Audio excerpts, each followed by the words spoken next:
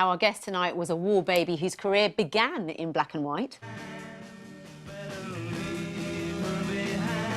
before going on to transform a generation hungry for change. Let's welcome to the One Show, Roger Daltrey. Oh, Roger, it's always good to see you. So that was you back in 1966 there. Yeah, 90s. Looks like my sister. We put a pink shirt on you there. Obviously, we had a bit of fun there with the old colorisation of it. But what do you remember? Do you remember anything of 1960? Yes, very exciting times. Yeah. I mean, because we were kind of inventing the industry that became the music industry that we know today. Yeah. I mean, Transformed rock. Love Me Do by the Beatles was the record that was the ignition key. And then from then on, the British thing just went bang. Yeah. And it's such exciting times. Well, it's all there in this book, isn't it? Which is brilliant, absolutely brilliant and fascinating, because you're here tonight as an author. You've written your life story. Thanks a lot, Mr. Kibblewhite, which could be said in two different ways. Is it thanks a lot or thanks a lot? It's both ways. Well, it was first a thought after he'd given me the cane. So he was a teacher, He was my headmaster at Acton County Grammar School. Yeah. And I was a very bad pupil. And at the age, I think it was the last day of my 14th year, I had to get 6 of the best. Did you? Yes. Can we ask what you did? I mean, pardon? Can we ask what you did, or do you want to keep that to yourself? And keep it to yourself. So you had 6 of the best. Yes, I had 6 of the best. And as he was expelling me, and I was leaving, he was holding the door open for me to leave his study. He said to me, "You'll never make anything of your life, Daltrey." And with the arrogance of youth, the old backbone came up, and I went, "Oh, we'll see about that. I'll show you." Oh, did he ever hear about your success? Did he ever get in contact? I think he did, and now in the fullness of time, of course, I really do mean it. Yeah. Thank you, Mr. Kibblewhite, because if he hadn't have said that to me, who knows how my life would have gone? It could have gone in any direction. It's key moments like that. Key moments, yeah. Well, Roger, we touched on your autobiography at the start of the programme. It's taken you a while to put all of this down, hasn't it, into words? Why has it taken you so long? I did my book a bit different than most people. Most people get a book deal and then they write the book. I didn't know whether I had a book there. You know, I've never felt my life's been really that interesting. Really? No, really. Interesting thing. No, I'm being really honest. I can't change that. That's how I've always felt. And I thought, well, I might not make a book, because I read other people's books and they're always so funny and they're intriguing. So I employed someone to work with me, Matt Rudd from the Sunday Times, and he just did hours and hours of interviews over 4 years, wrote out what I said, and then I wrote over it, and he helped me get it into grammar. So I was very bad at school. And then I got a book deal. I put it out to publishers and they offered to give me a book deal. So then, unlike other people who do the deal first, I was in control of the book. Yeah.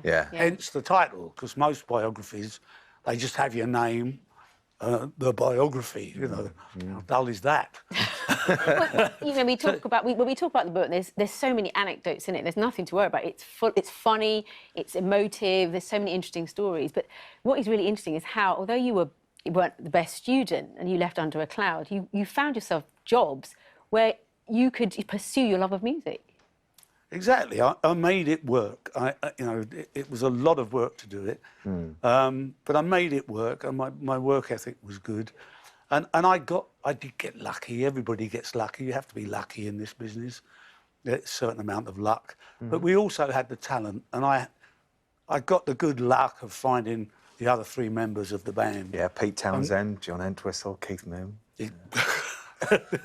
Some people say that wasn't good luck, but it was. It was. I mean, did it feel that when you all got together, did it feel like you were going to change music history? There was something about our rhythm, the rhythm that the 4 of us made, that was always spiky. Right. It wasn't rock and roll. Rock and roll was kind of dance music, music to make love to. The Who made music to fight to. And it was the same tempo as rock and roll, but the rhythm was on the one. It was, right. And when you were coming up with these different tracks and this, that, and the other, was it always that perspective of that's not, you know, aggressive enough, or it's not, you know? There was always an aggression in the Who. I don't know why. There was an anger, and Pete used to write from a very interior part of his psyche. Right. And fantastic musician, and a very different perspective on life, and incredible courage he writes with. But do you think that intensity was what captured your fans, you know, and made Well, he you the certainly band? captured the anger and frustration of youth. That's for sure. Yeah. You know, Was there a moment where you thought, "This is it, it's going big"? Because obviously, you know, you were a huge success in Britain. Then it went across to America. What was the moment where you suddenly thought the boy who made his own guitar had become a god in the world of music?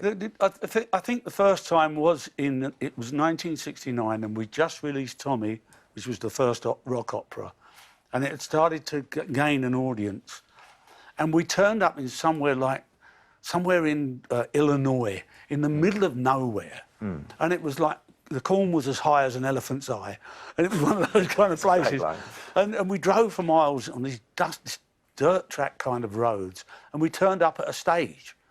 And there was nothing. It was kind of a field with nothing in it. It was, and we said to the people who was putting the show on, you know, well, where are you going to get the crowd for? Oh, don't worry, they'll be here. And then, sure enough, at kind of 6:30, 7 o'clock, there was kind of dust rolling in on the horizon. Yeah. And they kept coming and coming and coming. And before we knew it, there were 60,000 people in the middle of nowhere. Wow. Surrounded by corn as high as the elephant's eye. Wow. It was extraordinary. And then you suddenly thought, something's happening here. And it was the music that was doing it. And word of mouth. Word of mouth, because we didn't have internet, we didn't have phones. Yeah. It was all word of mouth. And the grapevine, in those days, the jungle drums were incredibly powerful. Yeah. And the word would go out. We can listen to you all night, but we're going to talk more about the Who. We have to ask, Roger, how did the smashing of instruments become a thing within the Who? What was the very first? When did it first? The first thing happened by accident. Pete kind of put his guitar neck into the ceiling of a basement that we were playing in. Right. And as the neck had gone already, he decided to get rid of the rest of it. And because in a fit of anger. And Moon kind of went mad on his drums, and it created this whole sound, and it had an effect on the audience that they were kind of gobsmacked. Yeah. And they went mad. They all roared, you know, their applause, and we thought, well, this might be a good way of getting noticed. Also an extremely expensive. Well, that's the thing. I mean, did you just have like endless supply of instruments that you were just No, we going didn't. through? We had just an endless supply of debt. Yeah. We didn't make any profit. We had our first hit record in 1965, and we didn't make any money at all until late in 1971. No, we're paying off the debts of all the smashed equipment. Goodness, and everything else, yeah. But then there was a point where you were, you know, with the Beatles, you were mixing with so many famous icons, and also Jimi Hendrix, who you also say sort of took some of your gimmicks and, you know, imitated you, but he also nearly took your wife. No, we were all friends. You've got to understand. We were all friends together, and there was a group of girls, and there was a group of guys that were in bands, and Jimmy had been after Heather for quite a while, and she was in a club one night, and I met her. She was looking for me.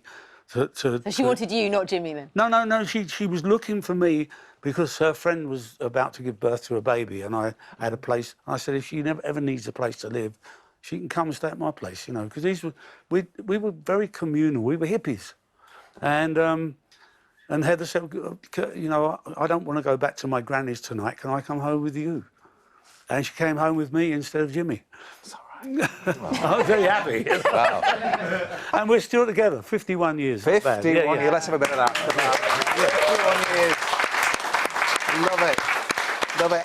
And the plan is you want to try and make a movie, don't you? Maybe not just about the Who, but about Keith. No, I want to make a movie about Keith. I don't want to make a movie about the Who, and I do not want to make a biopic. I want to make a film to try and really capture the complexities of Keith Moon. Yeah. because a lot of people think they know about him, and they obviously know a lot of his funny exploits. But there was so many sides to Keith Moon. Yeah. And I think in today's world, he would have been diagnosed as autistic.